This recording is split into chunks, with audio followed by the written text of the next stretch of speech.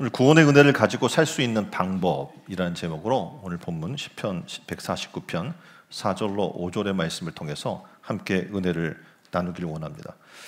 우리가 구원에 대해서 지금 오늘 바로 예배 때도 신앙 고백, 사도신경을 통해서 신앙을 고백합니다. 거기 구원에 우리가 어떻게 구원이 이루어졌는가를 고백하는 내용이죠. 사도신경을 보게 되면 지금 앞부분에 전능하신 그리고 천지의 창조주, 다시 말해서 하나님이 어떤 분이신지 내가 이런 하나님을 믿는다라고 고백을 해주고 있습니다. 그리고 그의 유일하신 아들 예수 그리스도를 믿습니다. 그리고 그의 동전적 탄생과 그의 십자가 고난과 죽음 그리고 부활을 믿는다고 신앙 고백에서 고백을 하고 있습니다. 그리고 다시 오실 주님을 믿습니다라고 하는 고백이 나와 있어요. 그 다음에는 구원받은 자신을 그리고 믿음을 고백합니다. 나는 죄의 용서함을 받았습니다. 나는 영원히 사는 것을 믿습니다. 내가 부활할 것을 믿는다고 고백을 하고 있습니다. 이것이 구원을 우리가 어떻게 받는가, 그 구원의 내용이 담겨져 있습니다. 그리고 여기서 말하는 지금 우리의 신앙 고백에는요, 그 사람의 과거도 있고 그리고 현재도 있고 미래도 다 포함된 내용입니다. 그래서 우리가 무엇을 근거로 그렇게 자신 있게 우리가 구원을 받았다고 얘기할 수 있을까요? 바로 우리가 믿는 예수 그리스도 때문에 그렇습니다.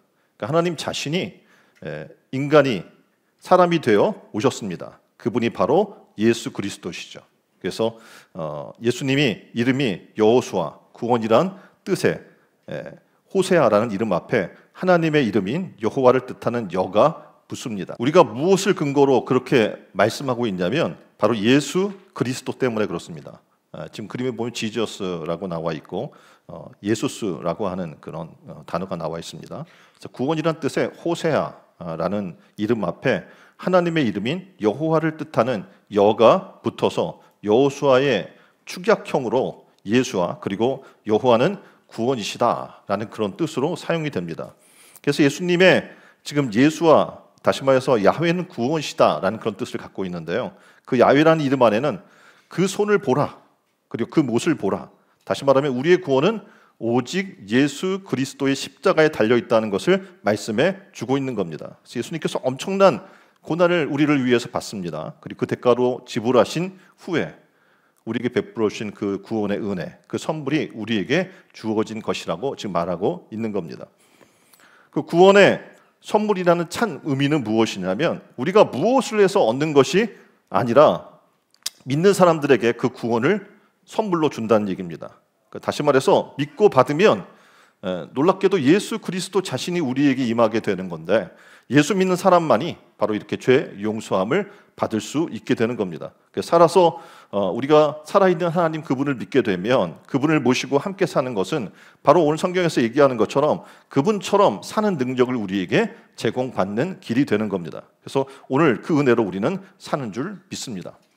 그렇다면 그 구원의 은혜를 가지고 살 수 있는 방법은 뭘까요? 오늘 지금 우리가 얘기하고자 하는 것은 그건데 첫 번째는 구원을 오늘도 삶에 적용하라라는 겁니다. 그러니까 은혜로 받은 그 구원을 오늘 살고 있는 이 삶의 순간, 이 순간에 적용해야 한다는 겁니다. 그러니까 우리는 모두 그 구원이 지금 오늘 나와 상관없고 죽은 다음에서야 그것이 효과가 있고 천국 가는데 써먹는 것인 줄 알고 있는데 문제가 있다는 겁니다. 그러니까 구원은 지금 나와 현실에 아무 상관이 없나? 꼭 죽어 천국 가야지 그 구원이 이루어지는 건가? 우리가 죽어라고 이 땅에서 고생만 하다가 죽은 다음에 뭔가 얻는다? 그것은 지금 잘못된 생각이라는 거죠. 그러니까 구원을 성경 뭘 얘기하냐면 오늘 내가 살고 있는 이 순간에도 그 구원을 적용하며 살라고 지금 말씀해 주고 있는 겁니다. 그러니까 사실 그러기는 굉장히 힘들어요. 왜냐하면 사실 구원이 보이지 않아요. 그리고 느껴지지도 않습니다. 다 보여지고 느껴진다면 아마 그 구원의 능력 가운데 모두가 사는데 문제가 없을 겁니다. 그래서 오늘 내 삶의 구원이 와닿지 않기 때문에 구원을 얘기해도 그것이 현실적인 것처럼 보이지가 않아서 실제 삶에 그것을 적용하며 많은 사람이 살지 못하는 겁니다. 지금 하나님 나라를 우리가 지금 봅니다. 근데 하나님의 나라가 많은 사람들이 참 장소적 개념으로 착각하고 우리가 살아나가죠. 그런데 사실상 이것이 장소적 개념으로 자꾸 이야기를 하니까 현재 이 세상과는 상관없고 죽어서 가는 하나님의 나라, 하나님이 계신 그곳으로 생각을 하게 되면 실제적으로 구원의 능력이 우리 현재적 삶에 적용이 있어서 굉장히 어려움을 겪게 되는 겁니다. 근데 여러분 잘 아셔야 될 것이 무엇이냐면 구원은 믿어지는 거예요. 그렇죠? 구원은 뭐 하는 거예요? 믿어지는 거예요. 구원은 영적인 것이기 때문에 내 안에서 믿어줘야지 그 구원의 역사가 일어나기 시작합니다. 영이 안 보여요. 그렇다고 영이 존재치 않습니까? 영은 존재하는 거예요. 더 놀랍게도 우리가 예배하는 하나님이 영이시라고 성경은 우리에게 얘기해 주고 있는 겁니다. 놀랍게도 그것이 안 보이고 하나님이 보이지 않고 영이신 하나님을 우리가 지금 예배하지만 느낄 수 없어도 놀랍게도 어떻게 믿음으로 그 하나님을 우리는 만나게 되고 우리 실제적으로 어떻게 해요? 영으로 예배할 수 있는 영적 존재로 거듭나는 은혜가 우리 가운데 있게 되는 겁니다. 다윗의 경우를 우리가 좀 봅시다. 목동 생활만 합니다. 그러다가 어느 날 벼랑간 국가의 영웅이 됩니다.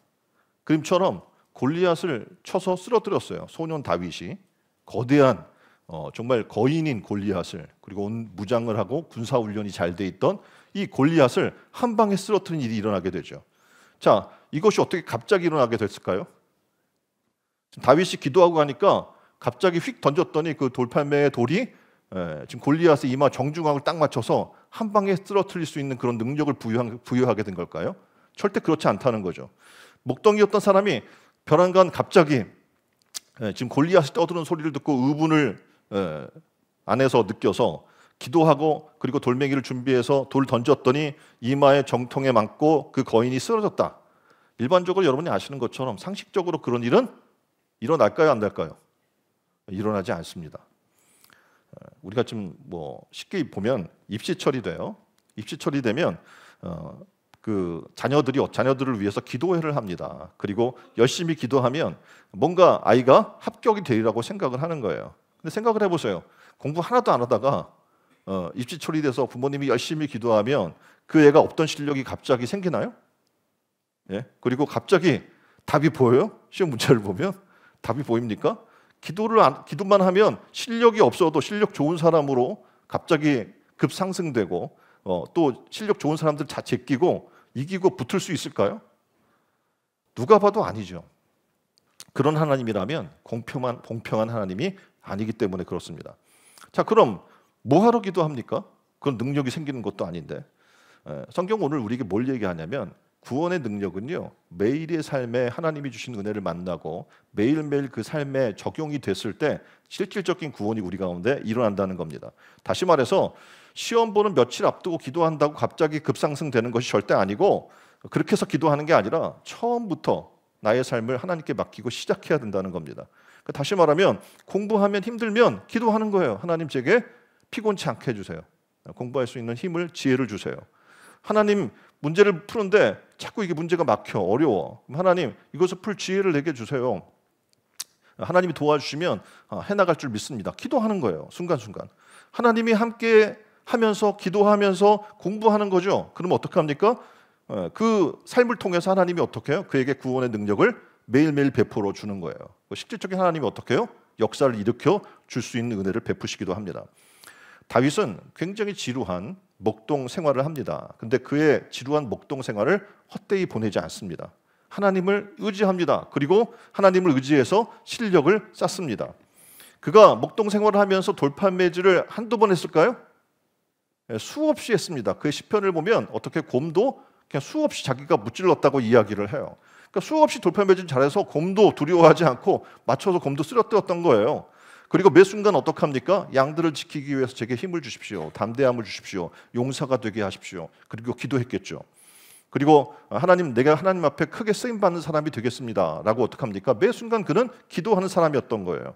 그래서 그는 하나님과 함께 했고 그 수없이 많은 돌팔매질을 평상시에 했고, 그리고 어떻게 합니까? 골리앗을 만났을 때 평상시에 했던 대로 그대로 돌 던진 거죠. 그리고 하나님이 어떻게 역사하셔서 그 골리앗을 쓰러뜨리게 만들어 주신 겁니다. 자, 그림을 보면 지금 곰이 시속 50에서 60km를 달린대요. 엄청 빠르죠. 근데 곰하고 지금 다윗이 경쟁해서 따라가서 그 곰의 양을 물었으면 어떡합니까? 그 입을 벌려가지고 그 양을 빼내고 곰을 입을 찢고 그런 일들이 있었다고 지금 성경에 보면 기록을 하고 있는데, 자, 곰이 양을 물고 도망가요. 그럼 다윗이 그를 따라갑니다. 사람이 달리는 속도가 보통은 어떻게 해요? 20km 정도예요. 달리는 속도가. 근데 이제 우사인 볼트를 우리가 예를 들면 35km에서 40km를 달릴 수가 있어요. 그러니까 제일 빠른 사람이 달리면 그 정도인데, 지금 그래도 곰 따라갈 수 있어요, 없어요? 없어요. 그런데 지금 다윗이 어떻게 따라가서 곰을 잡아가지고 양을 빼내고 그 입을 찢을 정도의 그런 삶을 어떻게 살 수 있을까? 그리고 더 놀라운 것은 잡아서 곰의 입을 벌리고 양을 뺐고 그 곰을 쳐 죽였다고 성경 보면 기록하고 있어요. 목동이었던 다윗이 놀랍게 일상의 삶에 하나님을 의지해서 하루하루를 하나님을 의지해서 승리한 삶을 살았던 거예요. 그 매 순간 어떻게 해요? 곰과 이리와 늑대로부터 구원한 하나님의 능력을 힘입었던 거죠. 그리고 그것이 어떻게 쌓여서 골리앗을 만났을 때 쓰러뜨릴 힘을 갖게 하나님이 만들어 주신 겁니다. 다윗의 시를 보면 정말 대단합니다. 시편을 보면 놀랍잖아요. 어떻게 저런 시를 줬을까? 누구에게 레슨 받은 걸까? 시를 공부하는 어디 학원을 다녔을까? 문학학원 같은 데를 다녔을까? 절대 그런 기록이 없죠. 목동 다윗이 어디 가서 배웠겠어요? 들판에서 앉아서 어떻게 해요? 하나님을 찬양하고 하나님을 향해서 감사의 시를 읽고 어려운 가운데 고난 속에서는 어떻게 해요? 하나님의 구원하심을 찬양하고 광대한 하늘을 광활한 하늘을 보면서 위대하신 하나님을 찬양하고, 그러니까 자연히 스승이었던 거고 어떻게 하나님께서 그의 삶을 하나님을 찬양하는 모습을 통해서 그를 하나님이 세워주셨던 것을 봅니다. 그러니까 그가 탁월한 시인이 되고 또 놀랄 것은 악기를 얼마나 잘 다루었으면 성경에 보면 귀신들도 다 도망가는 놀라운 어떻게 악기 연주의 능력자였던 거예요. 근데 이것은 가만히 들여다보니까 하루아침에 이루어진 게 아니라는 거죠. 매일의 삶에 하나님을 찬양했고 그리고 구원을 그의 삶에 적용했던 그의 삶의 결과인 겁니다. 그러니까 하나님의 힘으로 살기는요, 우리는 매일매일 그렇게 해야 돼요. 오늘도 내일도 어제도 우리는 어떻게 해요? 하나님의 구원을 삶에 적용하고 오늘 나를 구원하신 하나님 만나고 그 삶의 능력을 체험하는 매일 하나님과 함께하는 삶이 우리에게 필요한 겁니다. 교회를 건축하는 분들이 지금 우리 교회를 와서 봐요. 그래서 많은 분들이 저희 교회를 와보고 어떻게 이렇게 지었습니까? 지금 너무나 그 현대에 맞게 잘 지어졌고 지금 우리 내부도 와서 보고 너무 이게 잘 조화롭게 잘 지어졌습니다. 이게 어떻게 설계를 이렇게 했고 인테리어 구조 이건 뭐 사람한테 맡긴 것 같지도 않고 보면은 실제적으로 개입하지 않고는 이렇게 나오지 않는데 어떻게 이렇게 나옵니까? 라고 얘기를 해요. 그리고 뭘 배웠는지 아니면 어떻게 그런 능력을 갖게 됐는지 뭐 혹시 그런 전공을 하신 거 아닙니까? 라고 물어보기도 합니다. 그러니까 어떻게 보면 사람들이 생각할 때 이분은 남다른 그 안목과 타고난 자질이 있을 거야 라고 생각을 하게 되는 거죠. 근데 여러분이 아시는 것처럼 저는 그런 걸 배운 적이 없습니다. 그리고 이게 하루아침에 절대 만들어진 게 아니죠. 제가 교회를 처음 시작할 때를 보게 되면 여러분이 아시는 것처럼 굉장히 우리의 환경은 열악했습니다. 그래서 뭐 같이 일하거나 도와줄 사람도 없었잖아요. 그러니까 그냥 매일 교회에서 살다시피 했어요. 근데 그 교회가 너무 노후된 교회니까 매일 물이 샜습니다. 그리고 고쳐야 했고 뭐 천장에 올라가서 뭐 전선도 내던지고 뭐 하는 일들을 수시로 해야 해요. 그리고 매일 리모델 거의 1년에 몇 차례 리모델링을 해야 됐죠. 왜냐면 이게 더러우니까 그 벽지도 갈아야 되고 뭐 바닥 장판도 갈아야 되고 뭐 여러 가지 말도 안 되는 그런 상황들이 너무 많이 일어났어요. 근데 그것들을 해야 돼요. 뭐 시멘트와 모래를 배합해서 벽돌을 쌓고 도배하고 장판하고 변기를 붙이고 세면대를 고치고 수없이 한 거죠. 20년 넘게. 그런 것에 몸에 쌓인 결과인 거예요. 그러니까 하루아침에 어떻게 사람이 이렇게 어떤 것들을 보는 눈이 생기겠습니까? 그러니까 그런 것들을 수없이 하다 보니 생기는 거죠. 보는 눈이 생기고 어떻게 해야 될지를 알고 그 수많은 어떻게 해요? 풀을 갖고 있기 때문에 그 인력 풀을 가지고 또 사용할 수 있게 되는 거죠. 어느 정도로 어려웠냐면 돈이 없어서 보일러를 못 고쳤어요. 그러면 겨울이 되면 그냥 냉골이에요. 뭐 우리는 프로판 가스를 LPG 있잖아요. LPG를 배달해서 쓰는 시대에 도시가스가 안 들어와 가지고 그러면 사람들은 맨날 춥다고만 얘기하지 그걸 맨날 배달시켜야 돼요. 그런 일들을 해요. 그리고 보일러 고장나면 중고를 사다가 또 달아야 돼요. 누가 합니까? 뭐 아무도 안 해요. 그럼 그걸 일일이 제 손으로 해야만 하는 현장 속에 살고 있었습니다. 그때 되게 원망이 한풀은 나오죠. 근데 그때마다 하나님과 동행하면서 매일의 삶 속에서 하나님이 도와주는 도움의 손길을, 그리고 구원의 하나님을 매일매일 만나게 되는 거예요. 그 삶이 초를 잊게 하는 겁니다. 지금 이제 우리가 지금도 찾아와요. 지금 교회들이 재개발하는 교회들이 있기 때문에 재개발하는 교회들이 저를 찾아와서 문의를 합니다. 뭐 당회가 찾아와서 문의하기도 해요. 재개발 과정에 어떻게 그것을 극복했는가, 어떻게 이기고 법적인 문제를 어떻게 해결했는가, 건축법은 어떻게 적용해야 되는가라는 수많은 질문을 가지고 와서 합니다.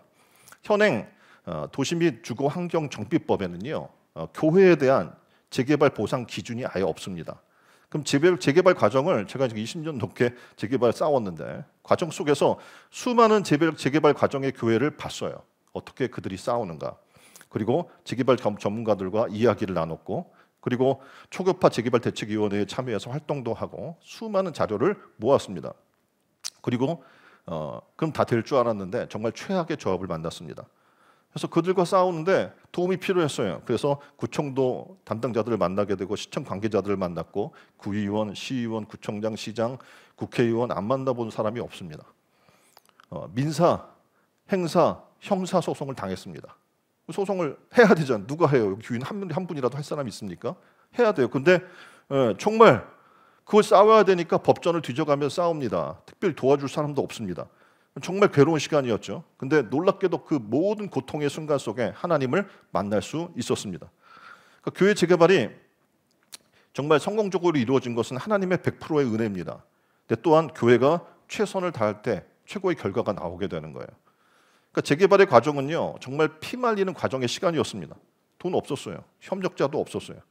그러니까 어떡합니까? 무릎을 꿇고 법전을 갔다가 법전을 뒤져가면서 봐야 됐고, 도정법을 이해해야 했고, 교회에 도움이 되는 법이 없었기 때문에 새로운 법리를 만들기 위해 변호사와 이야기하며 만들어서 싸워야 했습니다.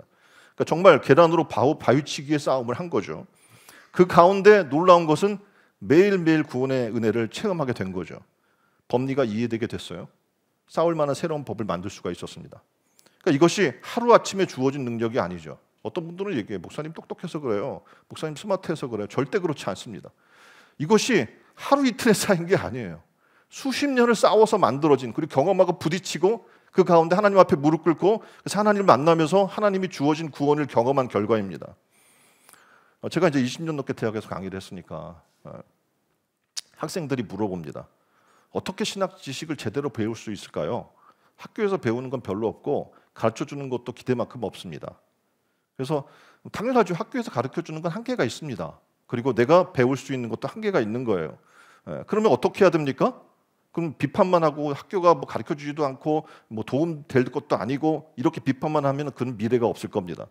근데 그 순간 상황 속에서 제가 지금 학생들한테 얘기하는 건 뭐냐면, 수없이 좋은 책들을 선별해서 그냥 읽어라, 많은 책을 접해라 라고 이야기합니다. 그러니까 저도 별로 학교에서 배운 건 많지 않아요. 그런데 엄청나게 책을 읽는 게, 저는 초등학교 때부터 책 읽는 게 습관이 돼가지고 엄청나게 많은 책을 읽었어요, 정말. 그리고 새로 나온 책들 있으면 다 읽으려고, 접하려고 노력을 했고, 시대의 흐름을 읽기 위해 실수 없이 전문서적, 뭐 잡지, 문화에 관련된 서적들, 뭐 그냥 닥치는 대로 접하고 읽는 것이 훈련이 된 거죠.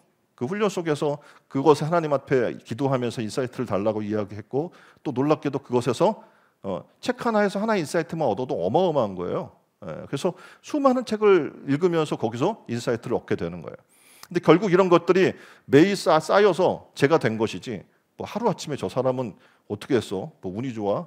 뭐 상황이 좋은 거 아니야? 목회자가 부모니까 그런 거 아니야? 뭐 이렇게 수많은 걸 얘기하지만 절대 그렇지 않습니다.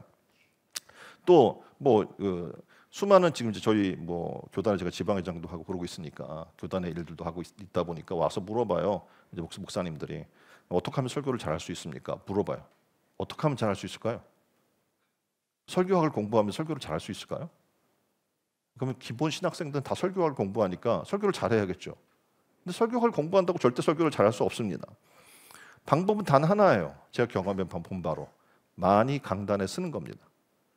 많이 설교를 하는 거예요. 그러면 그만큼 어떻게 많은 자료를 보겠죠. 연구하겠죠. 그럼 어떡합니까? 성경을 1독, 2독, 3독 설교하면서 수십 독, 수백 독을 하게 되는 거예요. 그러면 어떡합니까? 자동적으로 설교를 잘할 수밖에 없게 돼요. 제가 지금 26년간 담임 목회를 했으니까 그 전에 전도사 사역, 부사역자 사역까지 따지면 어마어마하겠죠. 매일 새벽 기도를 합니다. 담임이 되면 오전 오후, 그리고 3일 기도에 오전 오후를 우리가 예전에 했어요. 금요 기도에 정착 코스, 기관 예배, 주일 오전 오후 성경 공부반, 새신자반, 신방 예배 이거 따지면 많을 때는 25번 이상을 설교를 하는 거예요. 부사역자는 한 번 설교하는 게 설교하기도 쉽지 않아요. 그러니까 어떡합니까? 1년이 돼도 많이 해봐야 52번 정도인 거예요. 그러니까 생각을 해보세요. 이게 차이가 어마어마하겠죠. 그래서 얘기해요. 많이 해야 된다. 거기다가 그 당시에 제가 대학을 5군데를 강의했으니까 생각해보면 거의 초인적 수준의 삶을 살았던 겁니다. 그러니까 어떡합니까? 자동적으로 늘 수밖에 없고 언변이 생길 수밖에 없고 지식이 많아질 수밖에 없어요. 그러니까 강의를 제가 많이 할 때는 6과목, 7과목을 강의했으니까 그것도 강의 자료를 준비해서 해야 되잖아요. 그러면 한 번에 강의를 만들려면 100권 이상의 책을 읽어야 되거든요. 그럼 생각을 해보세요. 그거 어마어마한 거예요. 그런 게 쌓여서 만들어지는 거지 사람이 그냥 절대 만들어지지 않습니다. 그 당시에 전 매일 목이 쉬었습니다. 목이 부었어요. 기침을 달고 살았어요. 왜냐하면 이게 목이 쉬지 않으니까. 그래서 맨날 피가 나왔어, 목에서. 이렇게 매 순간 설교하고 또 강단에 서면서 강의를 하고 그때마다 하나님을 의지할 수밖에 없게 하나님 만들었어요. 그래서 하나님의 구원의 역사가 있는 거예요. 놀랍게도 말할 수 없을 정도로 목이 붓는데 강단에만 설면 많이 나와요. 하나님의 은혜 아닙니까? 사람들은 어떤 사람을 볼 때 그의 수많은 노력과 수고의 시간을 건너뜁니다. 그리고 현재의 그 사람만 보려고, 그리고 그 사람의 모습만 보고 이야기하려고 합니다. 그러나 그냥 그 사람이 있는 게 아니겠죠. 이런 수많은 시간이 쌓여 오늘의 그 사람이 있게 되는 겁니다. 선물로 받은 구원도 하루아침에 이루어지는 게 절대 아니에요. 구원 사형리 하나 했다고 그냥 구원이 빡 이루어지면 얼마나 좋겠습니까? 근데 절대 그렇지 않습니다. 그가 예수 그리스도를 영접한다고 얘기했으면 이제 말씀을 사모하기 시작해야 되겠죠.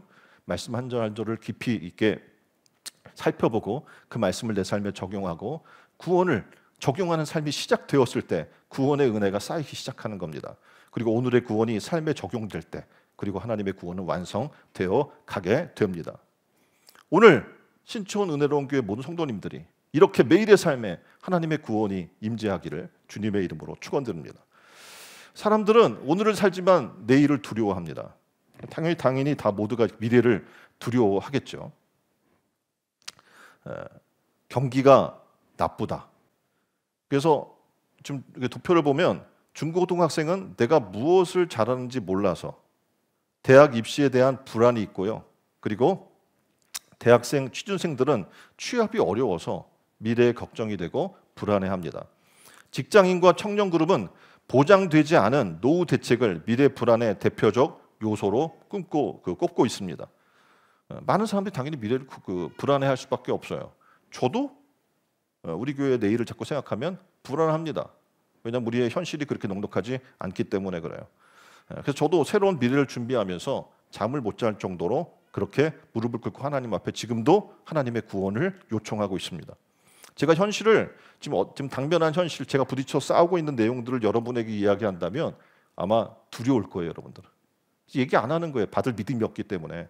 그래서 그때마다 저는 오늘도 하나님 앞에 무릎을 꿇습니다. 지금까지 저를 구원해 주신 하나님, 이 교회 지금 간대 성도들의 상황이 이렇습니다. 그리고 믿음의 수준이 이렇습니다. 그렇지만 하나님, 우리의 구원이 되시는 하나님이 오늘도 우리의 삶에 함께 임재하셔서 우리의 구원을 이루어 주십시오. 믿고 나아가는 거예요. 그러니까 지금 왜 공유하지 않습니까? 여러 번 공유하고 환경치료도 공유를 해요. 그러면 두려워서 만나려고 하질 않아요. 왜냐하면 지금 우리의 하루하루 살아나가는 삶의 현실이 그렇게 넉넉한 게 아니고 굉장히 치열하거든요.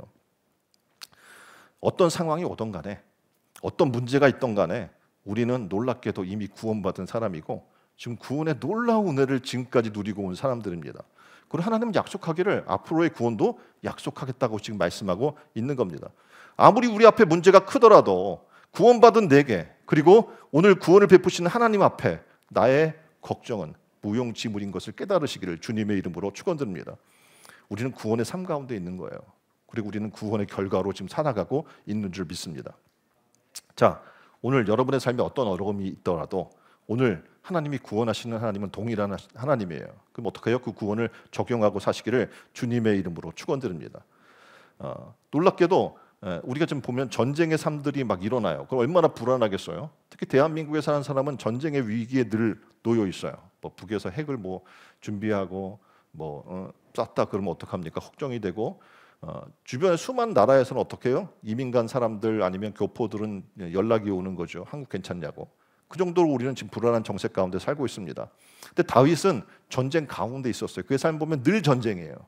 근데 뭐라고 이야기하냐면 전쟁이 일어나도 산사태가 덮쳐도 홍수가 나도 세상 뒤집혀도 나는 이미 구원받았으니 그 구원을 누리리라 라고 다윗이 얘기하고 있는 거예요.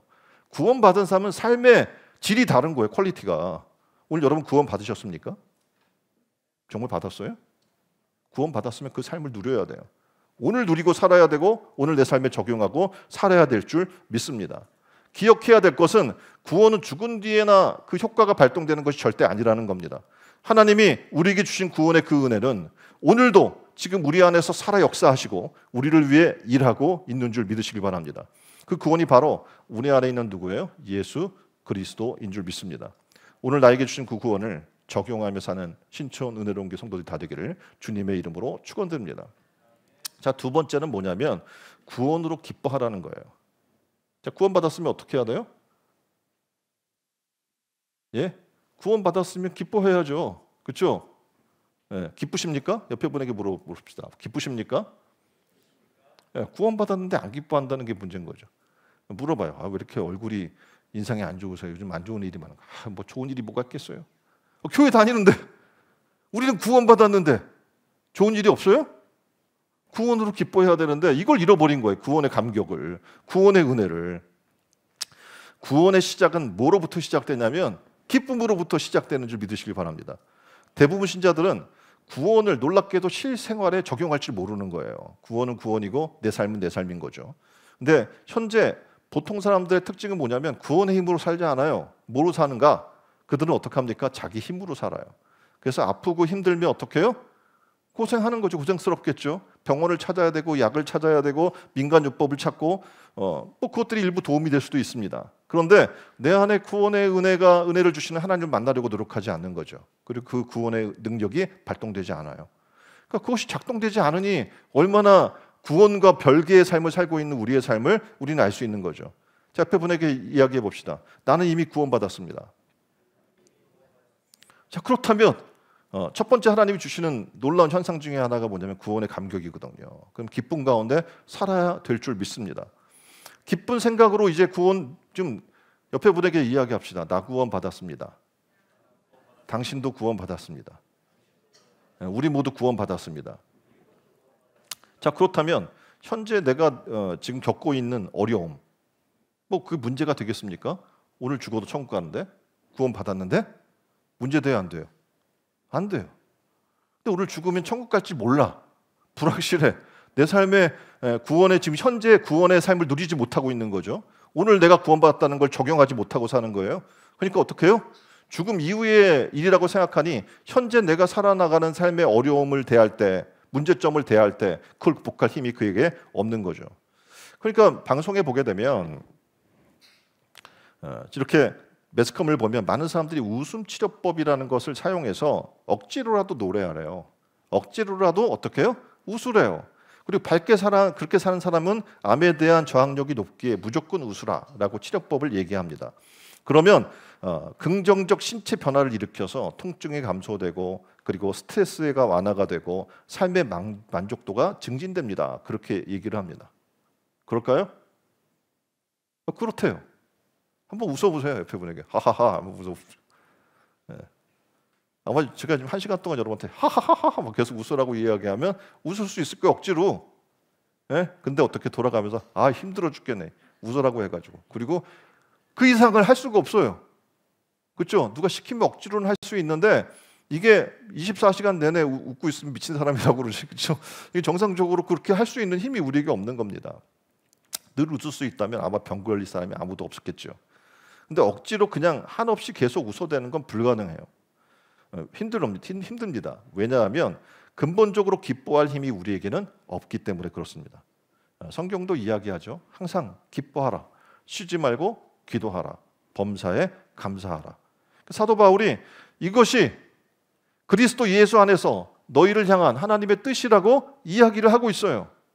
우리는 늘 기뻐해야 할 사명을 맡은 사람입니다. 옆에 분에게 얘기해 주세요. 기뻐하십시오. 그냥 기뻐하는 게 아니라 어떻게? 항상, 옆에 분에 다시 항상 기뻐하십시오. 예. 자, 우리는 하나님 명령하셨기 때문에 기뻐할 수 있습니다. 근데 문제는 말씀드렸잖아, 아까도요. 억지로라도 웃으라고 했는데 그러기 쉽지 않다고. 예. 누가 정말 강압적으로 가다 놓고 웃으라고 막 웃기고 뭐 간지럽히고 해도 어느 정도 지나면 어떡합니까? 못해요. 할 수가 없어요. 왜냐하면 기쁨의 근원이 우리에게 없기 때문에 그렇습니다. 근데 놀랍게도 예수 그리스도를 나의 구주로 영접하는 순간 놀라운 일이 벌어지는데 기쁨의 근원이 되시는 예수 그리스도가 내 안에 계시는 거예요. 그분을 믿을 때, 그분을 의지할 때 우리는 어떻게 해요? 항상 기뻐할 수 있는 줄 믿으시길 바랍니다. 수시로 우리는 해야 할 일이 있는 거예요. 그 일을 위해서 뭘 해야 되냐면 내가 예수 믿는 사람임을 일깨워야 되는 거예요. 예수 그리스도가 나의 힘이고 나의 능력이고 나의 기쁨이 됨을 일깨워야 되는 거예요. 그럼 어떡합니까? 그 안에서 그 기쁨이 내게 용기가 되고 구원이 능력이 되고 힘을 얻게 되는 줄 믿습니다. 이 구원의 힘은 정말 대단합니다. 왜냐하면 구원의 힘을 얻었을 때 우리는 놀랍게도 감격할 수 있고 기뻐할 수 있는 거예요. 그 구원의 능력 때문에 죽음을 두려워하지 않고 담대할 수 있어요. 그 구원의 능력 때문에 우리는 강한, 할 수 있다라고 하는, 내게 능력 주신 자 내가 모든 것을 할 수 있다라고 하는 강한 의지도 나오게 됩니다. 그 놀랍게도 세상에 주는 기쁨과 달리 진정한 기쁨이 그 안에서 나오게 되는 줄 믿습니다. 자, 바라기는 우리 신천은혜교회 성도 모든 분들이 정말 구원의 이 기쁨을 다 소유하기를 주님의 이름으로 축원드립니다. 세 번째, 뭘로 살아야 되냐면 구원받은 얼굴로 살라라고 이야기를 하고 있어요. 지금 이 그림에 보니까 16,384개의 표정이 있대 우리에게. 표정이 그렇게 많은지 몰랐는데 표정이 있대요. 근데 어떤 얼굴로 살라는 거예요? 구원받은 얼굴로 살라고 얘기하고 있는 거야. 옆에 사람 한번 볼까요? 구원받은 얼굴인가? 지옥의 얼굴인가? 한번 좀 봐주십시오. 여러분, 구원받은 얼굴. 우리가 이제 적용해야 되는데 얼굴부터 구원받은 얼굴이 돼야 한다라고 얘기하는 거예요. 다시 말하면 기뻐하라는 거죠. 우리는 구원을 받았습니다. 그리고 하나님이 구원받았다는 건 살아계신 하나님 믿어지는 거예요. 그리고 그 하나님이 나를 위해 이 땅에 오시고 나의 죄를 대신하여 십자가에 죽으신 것이 믿어지는 거예요. 우리는 그 구원의 은혜가 있는 겁니다. 근데 그 구원의 은혜를 나에게 보이려면 어떻게 하는가? 바로 보이게 하는 방법이 있어요. 뭐냐면 수도꼭지를 틀듯이 어떻게 해요? 틀어줘야 되는 거예요. 자, 수도꼭지 앞에 갔어요. 근데 수도꼭지를 돌리지 않고 틀지 않고 물이 나오나요? 안 나오나요? 쳐다만 보면 그냥 수도꼭지인 거예요. 그렇죠? 아무 변화 없는 무표정인 수도꼭지를 만날 수 있는데 돌려서 틀기만 하면 거기서 물이 콸콸콸콸 나오게 되는 겁니다. 아무리 좋은 오디오라도 틀지 않으면 어떻게 해요? 그 오디오에 오디오 성능이 좋아가지고 음질이 엄청나고 그렇다고 틀지 않으면 아무 소용이 없는 거예요. 여러분도 마찬가지예요. 구원받으면 여러분은 천국을 소유한 사람이 되는 겁니다. 맞습니까? 옆에 분에게 얘기해요. 천국을 소유했습니까? 그럼 어떡합니까? 천국을 열면 되는 거예요. 여러분 심령에 천국의 수도꼭지를 틀어야 되는 거예요. 그러면 여러분 만나는 사람이 어떻게 해요? 천국을 경험해야 하게 하는 거죠. 조금만 연습하면 되는 겁니다. 어떻게 연습하냐면 우리가 노래가 있잖아요. 찬양이 내 마음에 한 노래가 있어. 날 즐겁게 늘 부르네. 이 노래를 부를 때 큰 평화 임하도다. 평화 하나님 주신 선물. 구원의 은혜를 내 안에 틀기 시작하는 거 찬양을 부르면 되는 거예요. 또 노래뿐만 아니라 기쁨, 평안, 영감, 삶의 힘 원하는 대로 어떻게 해요? 구원의 감격과 기쁨 가운데 젖어 살면 되는 거예요. 자꾸 내 안에서 그 구원의 은혜를, 감격을, 기쁨을 자꾸 어떻게 해요? 말로 표현하고 삶으로 표현하는 삶의 훈련이 되어야 될 줄 믿습니다. 이렇게 구원의 은혜를 틀고 노래하면 어떡합니까? 달라지는 거예요. 장사도 사업도 구원받은 사람들은 기쁘기 때문에 사람들이 볼 때 기분이 좋아요. 저 구원받은 사람에게 내가 물건을 사는 게 기분이 좋아요. 왜냐하면 아까 수도꼭지를 틀어서 기쁨이 나오잖아요. 천국이 나오잖아요. 그러면 그 사람 가게 가고 싶겠어요? 안 가고 싶겠어요? 가고 싶겠죠. 가난, 병, 불안, 우울증, 좁은 마음, 이 모든 것에 하나님의 구원의 은혜를 한번 적용해 보십시오. 그럼 어떡합니까? 하나님의 구원의 은혜가 시작되게 될 줄 믿습니다. 그거 수많은 이러한 것들, 아까 이야기한 가난, 병, 불안, 우울함, 그 내게 좁은 이 마음들이 다가와서 나를 엄습한다고 할지라도 놀랍게도 그것을 즐길 수 있는 은혜를 하나님이 주시는 거예요. 가난한 삶 가운데 그 가난을 즐길 수 있는 마음을 하나님이 주시는 거예요.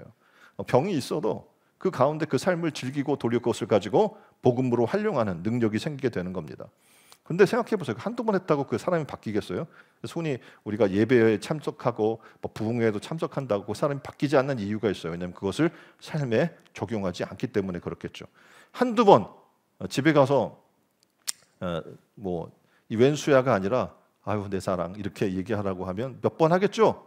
근데 계속 하겠어요, 여러분이? 이게 잘 안 된단 말이에요. 근데 훈련을 해야 돼요.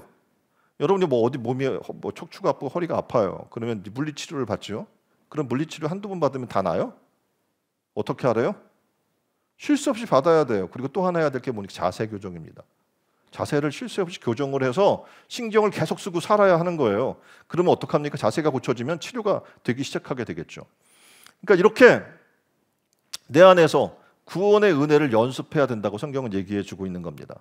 다시 말해서 무의식적으로 찬양이 나오고 무의식적으로도 기도가 나오고 무의식적으로도 감사가 나오면 구원의 얼굴이 시작되는 거예요. 안 그러면 우리는 무의식적일 때 어떡합니까? 무표정이 되는 거죠. 왜냐하면 의식을 안 하니까 표정이 안 나오는 거야. 근데 이제 무의식적으로 그런 표정을 만들어야 돼요. 최근 그 뇌 연구에서 이렇게 이야기를 해요. 무의식은 반복의 습관이래요.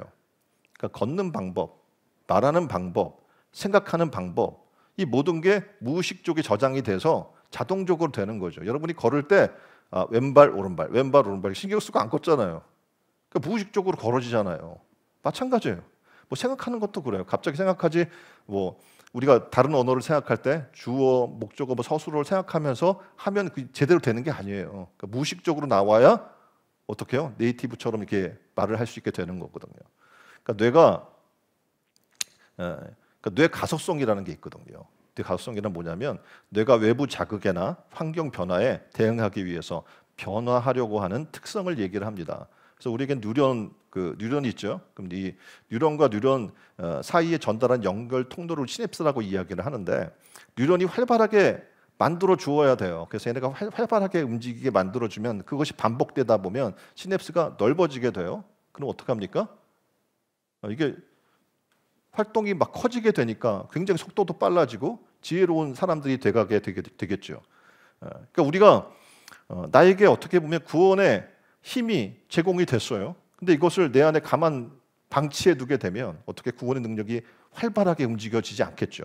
내 안에서 그 구원의 능력을 수없이 반복해야 돼. 말씀과 기도와 예배의 삶과 이런 것들로 찬양과 이런 것들로 계속해서 반복적으로 활동하다 보면 어떤 일이 벌어지냐면 무의식까지 그것이 입력되게 된다는 거죠.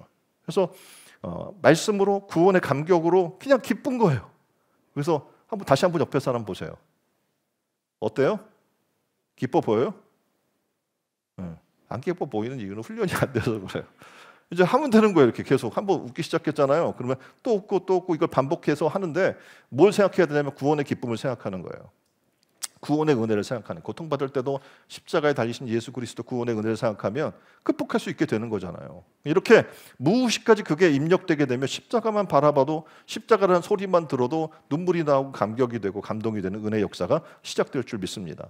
여호와는 자기 백성을 기뻐하시고 겸손한 자를 구원으로 아름답게 하심이로다 라고 다윗이 고백을 하면서 다음 5절에 이렇게 얘기하고 있거든요. 성도들은 영광 중에 즐거워하며 침상에서 기쁨으로 노래할지어다. 그러니까 뭐라고 얘기하냐면 자면서까지도 기뻐하라는 거예요. 그러니까 무의식적으로 기뻐하라는 얘기인 거죠. 자면서도 웃고 있는 거죠. 네? 어떤 사람은 자면서 막 울고 자면서 찌끄르고 막 그냥 찔찔거리고 어떻게 해요? 또 자면서 막 소리 지르고 막 그냥 공포에 휩싸여 있고 이런 사람들 많이 보잖아요. 근데 오늘 지금 성경은 얘기해요. 침상에서도 기쁨으로 노래할지어다. 자면서도 하나님이 주신 기쁨, 구원의 감격을 누리라고 얘기하는 겁니다. 어떻게 그렇게 자면서까지도 그렇게 하나님의 구원의 감격과 기쁨 가운데 살면 하나님이 복을 안 주시겠어요? 자면서까지도 나를 생각하면서 이렇게 기뻐하는데 하나님이 얼마나 감격하시겠습니까? 그래서 자면서도 기뻐한다는 얘기는 뭡니까? 아까 이야기한 것처럼 무의식적으로, 다시 말하면 습관이 돼서 내 삶의 구원의 감격과 감동과 은혜 가운데 사는 훈련이 되어야 한다라고 얘기해 주는 겁니다. 자, 구원은 은혜지만 그 구원의 은혜를 누리는 건 여러분이 해야 하는 거예요. 그렇죠? 받은 바 은혜를 내가 누려야 되지 않을 겁니까? 그림에 보면 왕의 아련실이라는 책이 있어요. 네, 브라이언과 캔디 시몬스의 책인데요. 이런 내용이 있어요. 기도할 때 당신은 하늘에서 왕의 아련실에 앉아 있음을 기억하십시오. 기도의 골방에서 영적 세계의 일을 만나고 체험하십시오. 그러니까 주님 뜻대로 되기를 계속 기도할 때 이 땅의 모든 일에 하나님이 개입하시게 될 겁니다. 그리고 미래는 완전히 바뀌게 될 겁니다. 하나님의 뜻에 일치된 기도는 꿈꾸던 미래를 가져오고 바라던 일에 실현되게 할 것입니다. 당신은 미래를 만드는 사람이 되겠습니까? 어떠세요? 미래를 만드는 사람이 되겠습니까? 그렇게 되기를 주님의 이름으로 축원드립니다. 여러분은 앞으로 나는 바뀔 거야. 하나님 말씀을 통해서 구원의 사람으로, 구원의 능력의 사람으로 이것을 선포하며 살겠어 라고 선포하셔야 될 줄 믿습니다.